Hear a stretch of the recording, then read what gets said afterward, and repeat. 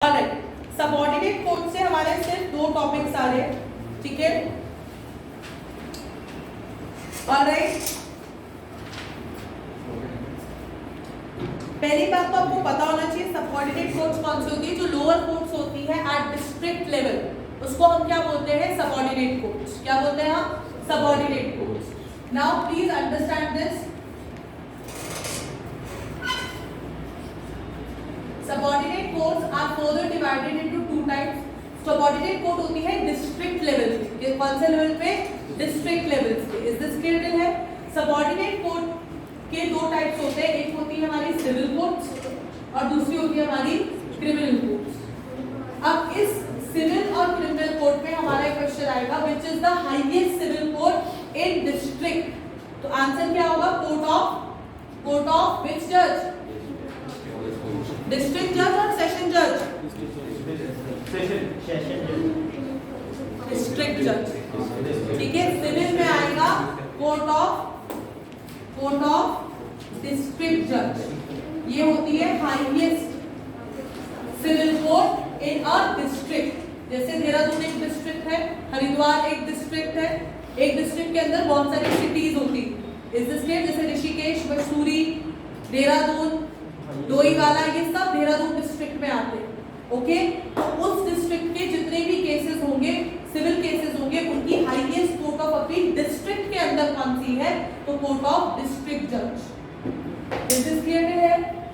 और highest criminal court कौन सी होती है? कोर्ट ऑफ सेशन जज या फिर सेशन कोर्ट।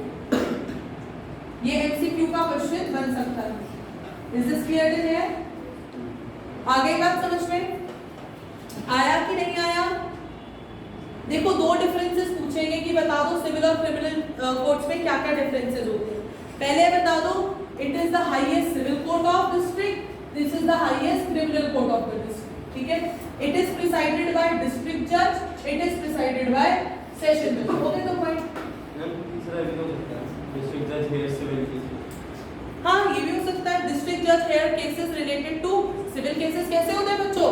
मैरिज और प्रॉपर्टी, ठीक है, मनी ट्रांजैक्शंस, ये सब क्या हो गए? Civil cases. Criminal court, the criminal court of the case, the session जज hear the cases related to theft, ठीक है, murder. Alright, these all the criminal cases कहां पर आ रहे हैं? कहां पर आ रहे हैं बेटा? क्रिमिनल कोर्ट में। इजी? तो क्या ये डिफिकल्ट था हमारा? इजी था कि नहीं था? आया कि नहीं आया? एक क्वेश्चन पक्का आएगा। अगर आएगा तो differentiate between civil court and criminal court. Is this clear?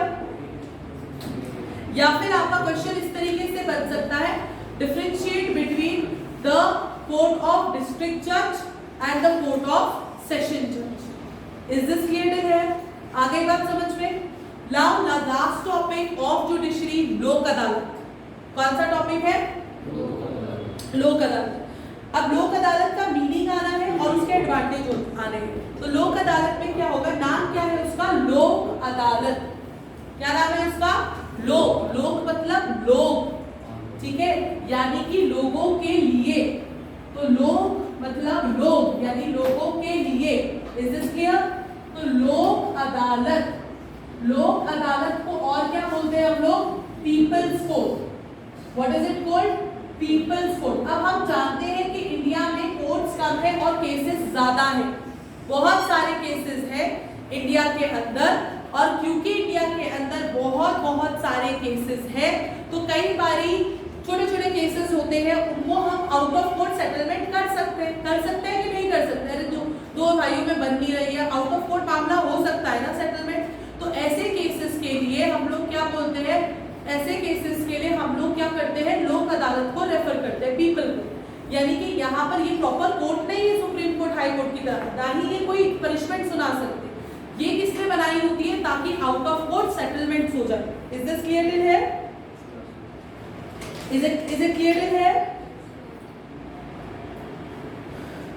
सो इसमें आप लोग क्या लिख सकते हैं? व्हाट इज लोक अदालत? It is an alternative distribute redressal mechanism where cases pending in the court of law at pre-litigation stage are settled। ये तो बड़ा कॉम्प्लिकेटेड डेफिनेशन आ गया है ना? इजी डेफिनेशन चाहिए?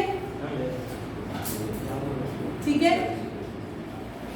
लोक Adalat are people court established by the Legal Service Authority Act, established under Legal Service Authority Act.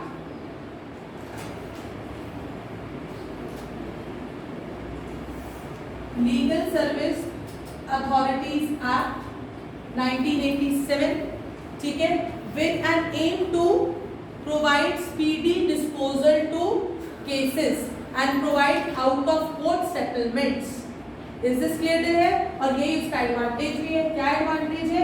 एक तो स्पीडी डिस्पोजल देना है। स्पीडी डिस्पोजल मतलब तुरंत फटाफट फैसला सुनाना है, ठीक है। और दूसरा एडवांटेज क्या था इसका? भाई देखो, कोर्ट में मामला जाएगा, लॉयर की फीस होगी, बहुत सारे लीगल एक्सपेंसेस होंगे, आउट ऑफ कोर्ट सेटलमेंट हो गया तो क्या होगा? जो इतना ज्यादा कॉस्ट था जुडिशियल सिस्टम का, वो क्या हो जाएगा? सेव हो जाएगा। और तीसरी बात क्या होगी?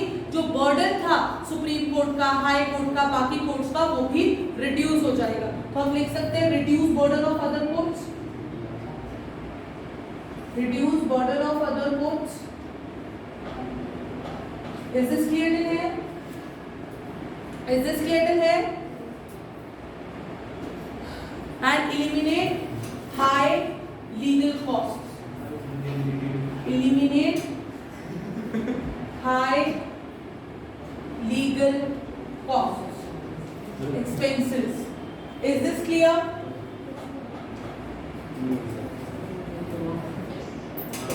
Is this clear to everyone? कोई डाउट यहाँ तक? श्योर 100%? कुछ क्वेश्चंस पूछ लिए जाए?